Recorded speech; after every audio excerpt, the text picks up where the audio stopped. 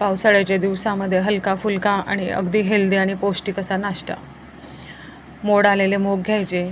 मुगाला बघा अगदी छानपैकी मोड आलेले होते आणि मुलांच्या टिफिनसाठी अगदी योग्य असा हा डोसा प्रिपेअर होतो.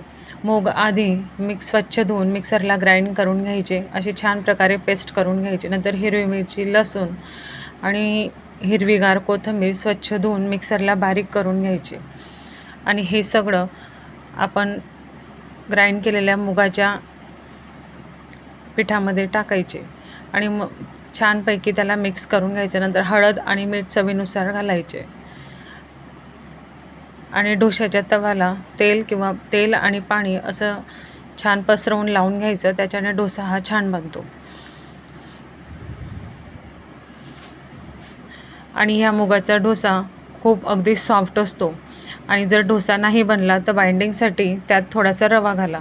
छानपैकी डोसा प्रिपेअर होतो. आवडल्यास like, share, subscribe. Shri Swami Samarth.